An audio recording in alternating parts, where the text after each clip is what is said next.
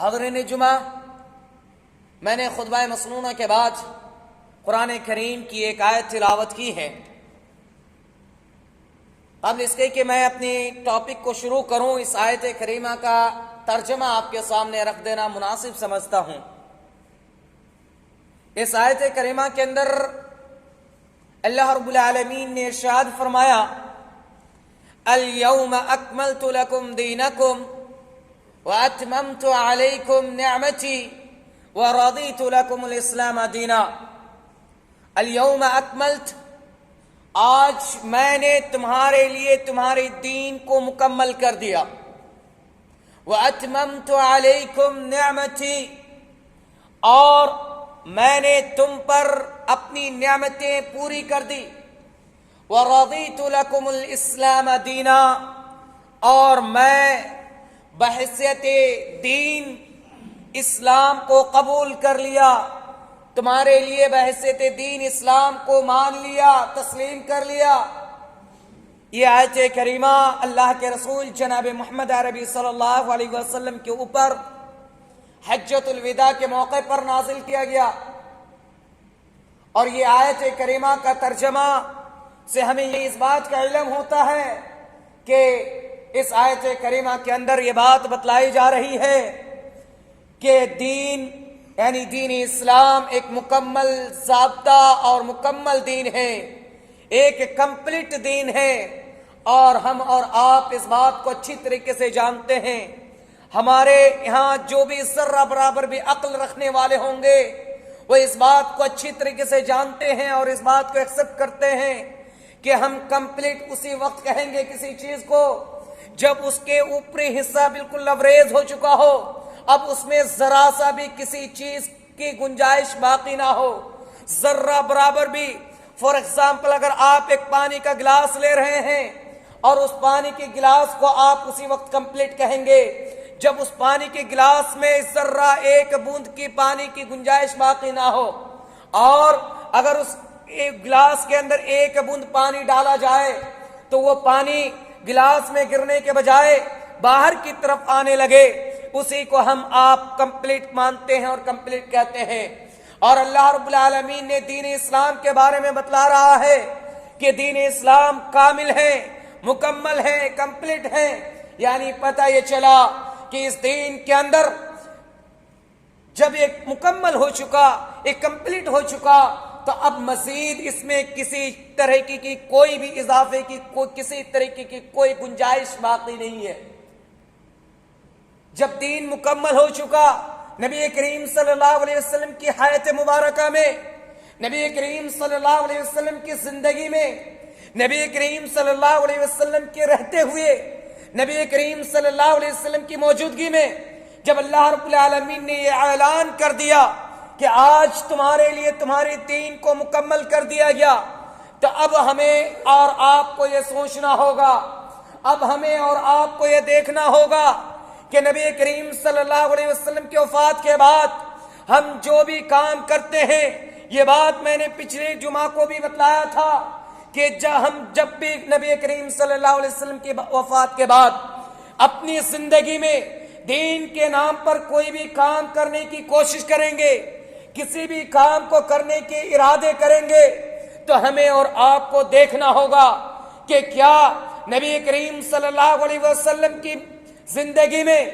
جب یہ آیت کریمہ ہمارے اوپر نازل نہیں ہوئی تھی تب یہ کام نبی کریم صلی اللہ علیہ وسلم کی زندگی میں کسی نے بھی انجام دیا ہے یا نہیں؟ ہمیں یہ دیکھنا ہوگا کہ کیا نبی کریم صلی اللہ علیہ وسلم کی وفات کے بعد صحابہ کرام نے اس کام کو دین کی حیثیت سے ایکسپٹ کیا یا نہیں، اور اگر وہ کام نبی کریم صلی اللہ علیہ وسلم کی موجودگی میں یا صحابہ کرام کے زمانے میں اس کام کو دین کا حصہ نہیں قرار دیا گیا، دین کے طور پر نہیں مانا گیا، تو پھر ہمیں چاہیے کہ ہم اپنے ایمان کا جائزہ لیں اور اس اعمال کے بارے میں جائزہ لیں کہ کیا واقعی ہم اس کام کو جو کرنے جا رہے ہیں یہ کام ہمارے حق میں ہے، ہمارے دین کے حق میں ہے یا نہیں۔ اللہ کی پناہ میرے بھائی اور دوستو، آج ماہ ربیع الاول کا مہینہ چل رہا ہے، آج 10 تاریخ ہے، کل کے بعد پرسوں نبی کریم صلی اللہ علیہ وسلم کی پیدائش کے طور پر، جشن کے طور پر عید منایا جا رہا ہے۔ ہر شخص اس عید کو منانے کی تیاری کر رہے ہیں۔ میرے بھائی اور دوستو، میں آپ کے سامنے چند سوالات رکھنے کی کوشش کرتا ہوں۔ ان سوالات کے جواب مجھے چاہیے۔ میں اس سوالات کے ذریعے سے پورے اتر پردیش، بلکہ پورے ہندوستان، بلکہ پورے دنیا کے علماء کو جو اس عید المیلاد النبی کے نام پر جشن منانے کی دلیل پیش کرتے ہیں، چیلنج ہے کہ وہ آئے، اس سے رابطہ کریں۔ دین کے نام پر ایجاد کرنے والے، دین کے نام پر گمراہ پھیلانے والے، وہ آئیں اور دلائل سے میرے سامنے بات کریں۔ اگر وہ دلیل سے ثابت کر دے کہ نبی کریم صلی اللہ علیہ وسلم کے پیدائش منانا، نبی کریم صلی اللہ علیہ وسلم نے اپنی 23 سالہ زندگی، نبوت کے بعد 23 سالہ زندگی، جس میں 13 سال مکہ کی زندگی ہے اور 10 سال مدینے کی زندگی ہے، اس 23 سالہ زندگی میں 23 مرتبہ ماہ ربیع الاول پایا نبی کریم صلی اللہ علیہ وسلم نے۔ 23 مرتبہ ماہ ربیع الاول میں ایک مرتبہ بھی نبی کریم صلی اللہ علیہ وسلم نے اپنی جشن عید میلاد کے نام پر منایا ہو، اپنی پیدائش کا دن، اپنی برتھ ڈے منایا ہو۔ اگر کسی ایک نے بھی ثابت کر دیا تو میرے گردن ہوں گے اور آپ کی تلوار ہوں گی۔ میں یہ کھلا چیلنج کرتا ہوں، وہ آئیے اور مجھ سے مقابلہ کر لیں اور چلیں نبی کریم صلی اللہ علیہ وسلم کے پیدائش کے لیے یہ ایک دلیل پیش کرتے ہیں کہ جب مکہ سے ہجرت کر کے نبی کریم صلی اللہ علیہ وسلم مدینہ گئے تھے تو اہل مدینہ خوش ہو گئے تھے اور ان کی استقبال کے لیے راستے میں کھڑے ہو گئے تھے۔ تو میں بھی آپ سے یہ بات بتلا دوں کہ اہل مکہ جس دن نبی کریم صلی اللہ علیہ وسلم مدینہ گئے تھے اس دن خوش ہوئے تھے، تو کیا نبی کریم صلی اللہ علیہ وسلم کے سیم اسی دن جس دن مدینہ پہنچے تھے آئندہ سال اہل مدینہ نے خوشی کا اظہار کیا؟ آئندہ سال اہل مدینہ نے جشن منایا؟ یا اسی طریقے سے آپ کہیں گے کہ ہم اور آپ اپنے بچوں کی پیدائش کے دن خوش ہوتے ہیں، مٹھائیاں بانٹتے ہیں؟ تو کیا نبی کریم صلی اللہ علیہ وسلم تو رحمت للعالمین ہیں، نبی کریم صلی اللہ علیہ وسلم تو اللہ کے محبوب ہیں، تو ان کی پیدائش میں ہم کیوں نہ خوش ہوں، ہم کیوں نہ مٹھائیاں بانٹیں؟ تو میرے بھائی اور دوستو، یہ بات صحیح ہے، لیکن بات یہ ہے کہ جس دن نبی کریم صلی اللہ علیہ وسلم کی پیدائش ہوئی اس دن آپ کے خاندان نے مٹھائیاں بانٹی، اونٹ ذبح کیے، لیکن کیا نبی کریم صلی اللہ علیہ وسلم جس دن پیدا ہوئے اس کے بعد آنے والے سال بھی اس چیز کو کیا گیا؟ اور اگر نہیں کیا گیا تو ہم اور آپ کون ہوتے ہیں؟ جب نبی کریم صلی اللہ علیہ وسلم نے اپنی 23 سالہ زندگی میں کبھی بھی اس چیز کو نہیں کیا، چلیے نبی کریم صلی اللہ علیہ وسلم کے بعد صحابہ کرام کی زندگی کو دیکھتے ہیں، خلفائے راشدین کی زندگی کو دیکھتے ہیں، خلفائے راشدین کی سیرت کو پڑھیے۔ کیا خلفائے راشدین کی سیرت میں آپ کو اس دین کو ملتا ہے؟ آپ دیکھیں حضرت ابوبکر رضی اللہ تعالیٰ عنہ اللہ کے رسول کے وہ صحابی رسول ہیں، وہ دوست ہیں کہ جب پوری دنیا آپ کے مخالفت میں تھے، جب آپ کے پورے خاندان آپ کے دشمن بنے بیٹھے تھے، تو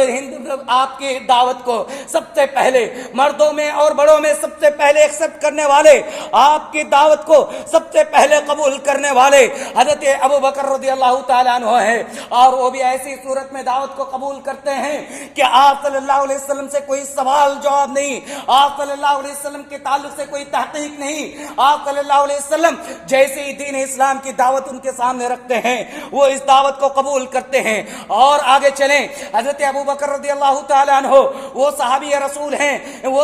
رسول ہیں کہ آپ کو جب مکہ سے ہجرت کر کے مدینہ جانے کی ضرورت پڑی تو سب سے پہلے اگر اپنی راز کی بات بتلا تو آپ صلی اللہ علیہ وسلم نے حضرت ابوبکر رضی اللہ تعالیٰ عنہ کے گھر پہنچے، حضرت ابوبکر رضی اللہ تعالیٰ عنہ کے گھر میں جا کر اپنے راز کی بات بتلائی۔ وہ صحابی رسول جسے غار حرا کے اندر اور غار ثور کے اندر ساتھی بنایا گیا، اسی طریقے سے میں آپ کو اور بتلاؤں، حضرت ابوبکر رضی اللہ تعالیٰ عنہ وہ اللہ کے رسول کے ساتھی، وہ اللہ کے رسول کے قریبی ہیں کہ آپ صلی اللہ علیہ وسلم اپنی مرض الموت میں کسی اور صحابی کو امامت کی جگہ نہیں دیے بلکہ حضرت ابو بکر رضی اللہ تعالیٰ عنہ کو امامت سونپی۔ آپ بتائیں کہ کیا حضرت ابو بکر رضی اللہ تعالیٰ عنہ کو اللہ کے رسول سے محبت نہیں تھی؟ ہم زیادہ ابو بکر رضی اللہ تعالیٰ عنہ سے زیادہ محبت کرنے والے ہیں۔ اسی طریقے سے حضرت ابو بکر رضی اللہ تعالیٰ عنہ کے بعد حضرت عمر فاروق رضی اللہ تعالیٰ عنہ کی دور کو دیکھیں۔ حضرت عمر فاروق رضی اللہ تعالیٰ عنہ نے دنیا کے اندر 10 سال حکومت فرمائی۔ 10 سال کی حکومت میں کیا ایک سال بھی اللہ کے نبی کی پیدائش کے طور پر دن کو منایا گیا؟ اگر آپ حضرت عمر فاروق کی سیرت کو پڑھیں تو یہ وہ صحابی رسول ہیں کہ جس کے لیے نبی کریم صلی اللہ علیہ وسلم نے خصوصی طور پر دعا مانگی تھی، جس کے لیے اللہ رب العالمین سے درخواست کی تھی کہ اللہ اسے ایمان کی دولت سے سرفراز فرما، ایمان کی دولت سے سرفراز فرما کر میری تائید فرما۔ یہ وہ صحابی رسول ہیں۔ کیا ایسے صحابی اور آگے چلیں تو آپ کو پتا چلے گا کہ حضرت عمر فاروق رضی اللہ تعالیٰ عنہ وہ صحابی رسول ہیں کہ جب آپ صلی اللہ علیہ وسلم کی فوت ہوئی، جب آپ صلی اللہ علیہ وسلم انتقال کر گئے تو آپ حضرت عمر فاروق رضی اللہ تعالیٰ عنہ نے اپنے ہاتھ میں ننگی تلوار لے کر محلے میں پھرنے لگے کہ جس شخص کی زبان میں یہ نکل جائے کہ نبی کریم صلی اللہ علیہ وسلم کی موت ہو گئی ہے، جس شخص یہ کہہ دے کہ نبی صلی اللہ علیہ وسلم انتقال کر گئے، میں ان کی گردن اڑا دوں گا۔ یہ وہ صحابی رسول ہیں، اللہ کے رسول سے اس طریقے سے محبت ہے۔ لیکن آج انہوں نے تو اپنے 10 سالہ حکومت کی زندگی میں کبھی نبی کریم صلی اللہ علیہ وسلم کی جشن میلاد کے نام پر نہیں منایا۔ اور آگے چلے حضرت عمر فاروق کے دور کے بعد حضرت علی کی دور کو دیکھ لیں، کیا حضرت علی نے کبھی منایا؟ حضرت علی وہ صحابی رسول ہیں کہ جس کی پرورش نبی کریم صلی اللہ علیہ وسلم نے خود اپنے ہاتھوں سے کی۔ کیا حضرت علی کو نبی کریم صلی اللہ علیہ وسلم سے محبت نہیں تھی؟ حضرت علی کے بعد خود حضرت حسن اور حسین جو کہ اللہ کے رسول کے نواسے ہیں، جن کے بارے میں یہ دعوے کرتے ہیں اور خرافات مچاتے ہیں، ماہ محرم کے دن سب سے زیادہ جلوس نکالتے ہیں، کیا انہیں حضرت حسن اور حسین کو اللہ کے رسول سے محبت نہیں تھی؟ ان کی زندگی میں دیکھیں، چلیں صحابہ کرام کی زندگی کو چھوڑیں، آئیں محدثین کرام کی زندگی میں دیکھ لیں، آپ کو وہاں پہ بھی نہیں ملے گا۔ محدثین کے بعد خود میں آپ کے چیلنج کرتا ہوں کہ آپ جس امام کو مانتے ہیں، امام ابو حنیفہ، ان کی زندگی میں، ان کی سیرت میں کبھی دکھا دیں، ان کی کسی بھی کتاب میں دکھا دیں۔ میری ایک چیلنج ہے کہ انہوں نے کبھی اپنی زندگی میں جشن عید میلاد کے نام پر منایا ہو، آپ دکھا دیں۔ اعلیٰ حضرت احمد رضا خان کی سیرت کو پڑھیں، احمد رضا خان کی زندگی کو پڑھیے۔ کیا احمد رضا خان نے، یہ میری چیلنج ہے، اگر احمد رضا خان کی کسی بھی سیرت میں، کسی بھی کتاب میں مجھے دکھا دیں کہ احمد رضا خان نے جشن عید میلاد کے نام پر کسی اپنی زندگی میں کسی بھی ایک دن بھی جشن عید میلاد کے نام پر محفلیں منعقد کی ہوں، جلوس نکالا ہو، جشن منایا ہو، مٹھائیاں بانٹی ہوں، آپ دکھا دیں، میں آپ کے سامنے سر خم کرنے کے لیے تیار ہوں۔ لیکن یہ میرا دعویٰ ہے، قیامت کی 4 تاریخ تک احمد رضا خان کی پوری ہسٹری پڑھ لیں گے، پوری زندگی پڑھ لیجئے، آپ کو ایک بھی نہیں ملیں گے۔ اسی طریقے سے نہ آپ کو احمد رضا کی زندگی میں ملیں گی، نہ ہی آپ کو ابو حنیفہ رحمہ اللہ کی زندگی میں ملیں گی، نہ ہی اسی طریقے سے عبد القادر جیلانی، شیخ عبد القادر جیلانی کو ماننے والے، ان کو فالوور، ان کو بھی بدنام کیے پھرے ہیں۔ آپ دکھا دیں شیخ عبد القادر جیلانی، اگر انہوں نے اپنی زندگی میں کبھی بھی نبی کریم صلی اللہ علیہ وسلم کی زندگی کو منایا ہو، نبی کریم صلی اللہ علیہ وسلم کی ولادت کو جشن کے طور پر منایا ہو، تو میں آپ کے سامنے، میں نے شروع میں کہا کہ یہ چیلنج ہے، اگر وہ واقعی دین کے رہبر ہیں تو آئیں میرے سامنے مقابلہ کریں، میرے کو دلیل دیں، اور میں اگر میرے کو دلیل سے ثابت کر دیں گے، عبد القادر جیلانی کی زندگی سے وہ ثابت کر دیں گے، اعلیٰ حضرت کی زندگی سے وہ اگر ثابت کر دیں گے، تو میں اپنی گردن کو ان کے سامنے اڑانے کے لیے تیار ہوں۔ یہ چیلنج ہے، یہ پورے ہندوستان کے عالم، اور خاص طور پر میں جس ایریا میں ہوں، یہ ٹھاکر دوارا، اس کے بھی عالم کو میں چیلنج کرتا ہوں، وہ آ جائیں اور اپنے ہی جس کے فالوور ہیں ان کی سیرت سے مجھے دکھا دیں کہ نبی کریم صلی اللہ علیہ وسلم کی جشن اس نے کب اور کس سال منائی ہے۔ پوری زندگی آپ سرچ کر لیں گے، آپ کی پوری نسلیں ختم ہو جائیں گی، لیکن یہ میرا چیلنج ہے کہ یہ کبھی بھی اس چیز کو پیش نہیں کر سکتے کہ کسی بھی ائمہ نے، کسی بھی محدثین نے، کسی بھی امام نے، کسی بھی اولیاء نے، کسی بھی اعلی حضرات نے یہ اس کام کو انجام دیا ہو، آپ کبھی بھی ثابت نہیں کر سکتے۔ تو اب سوال یہ ہے کہ آخر پھر یہ جشن عید میلاد النبی کے نام پر یہ جشن جو منانا شروع ہوا، یہ کب اور کس نے کیا؟ جب کسی اماموں نے نہیں کیا، کسی محدثین نے نہیں کیا، صحابہ کرام کے دور میں نہیں، تابعین کے دور میں نہیں، تابع تابعین کے دور میں نہیں، خود نبی کی حیات میں نہیں، نبی کی زندگی میں نہیں۔ اور سب سے پتے کی بات تو یہ ہے کہ ہم جس کو سب سے بڑا امام مانتے ہیں ابو حنیفہ کی زندگی میں نہیں، ہم جس کو پیران پیر مانتے ہیں عبد القادر جیلانی، ان کی زندگی میں نہیں، تو پھر یہ آیا کہاں سے؟ میں بتلاتا ہوں آیا کہاں سے۔ یہ نبی کریم صلی اللہ علیہ وسلم کی وفات کے 615 سال کے بعد، نبی کریم صلی اللہ علیہ وسلم کی وفات کے بعد 615 سال کے بعد 625 ہجری میں اس چیز کا ایجاد کیا گیا۔ اور ایجاد کہاں پہ ہوا پتہ ہے؟ ملک عراق کا ایک شہر اربل کا ایک بادشاہ،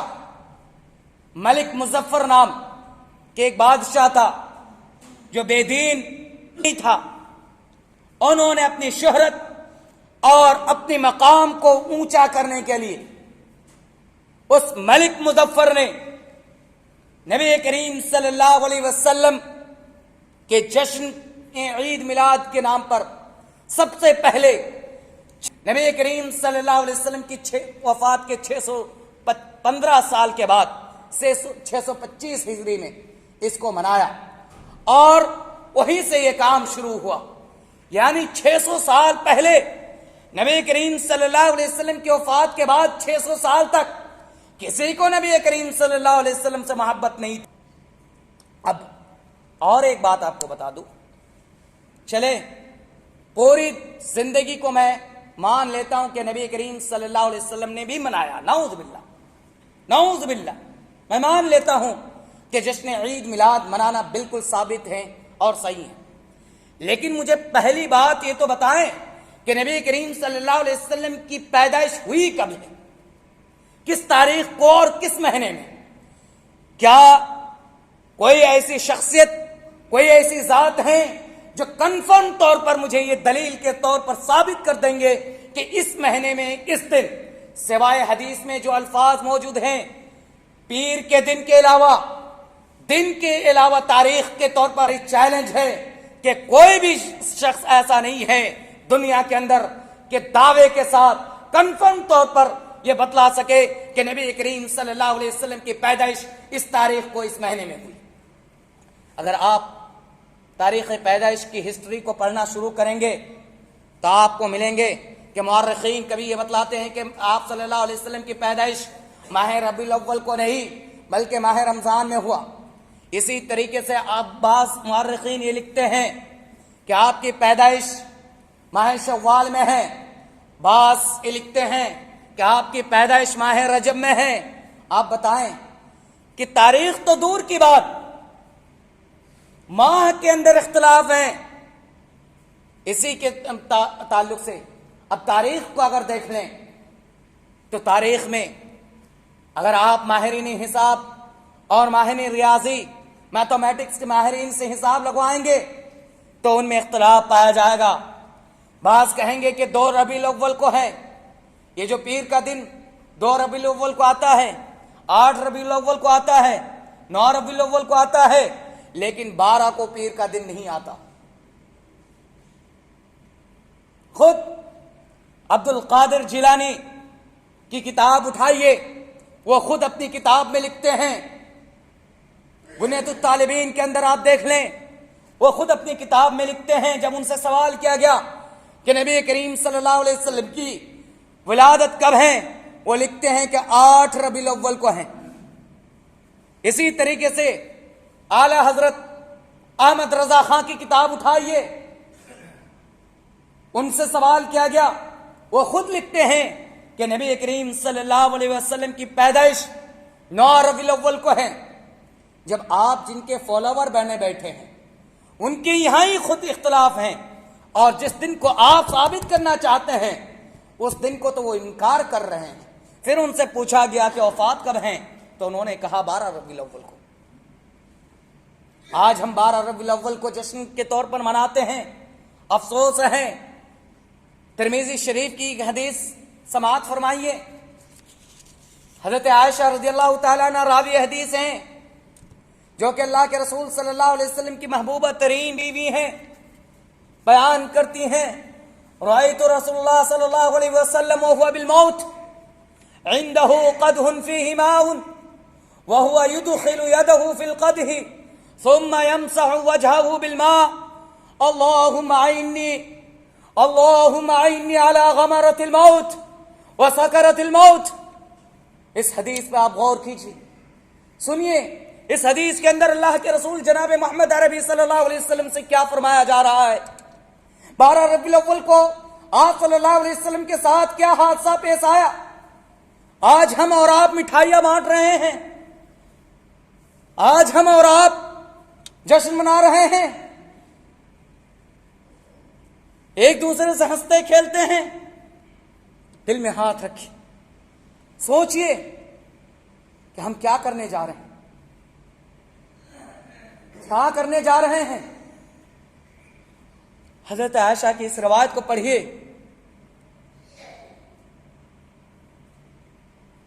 حضرت عائشہ بیان کرتی ہے، رأیت نبی صلی اللہ علیہ وسلم، کہ میں نے نبی کریم صلی اللہ علیہ وسلم کو دیکھا، وہو بالموت، اس پر موت طاری تھی، وعنده قدح فيه ماء،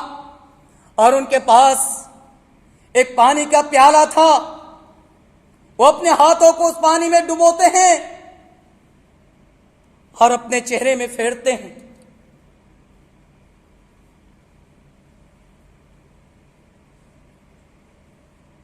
اور اللہ کے نبی صلی اللہ علیہ وسلم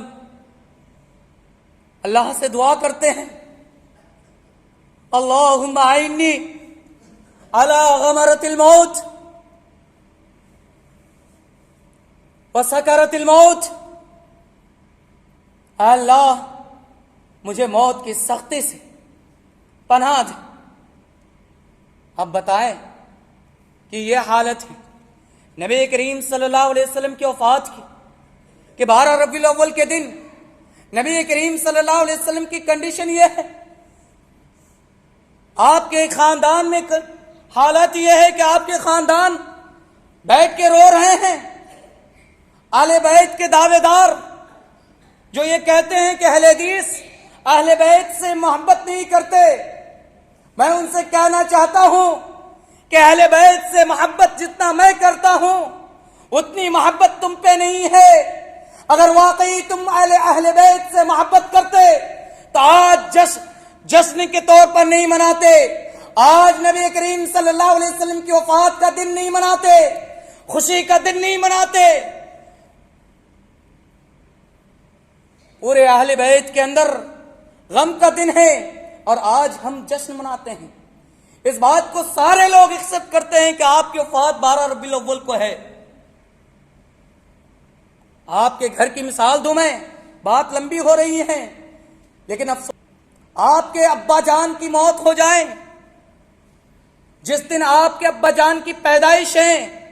اسی دن اگر آپ کے ابا جان کی موت ہو جائے، کیا آپ جشن منائیں گے؟ اس دن منائیں گے؟ تو پھر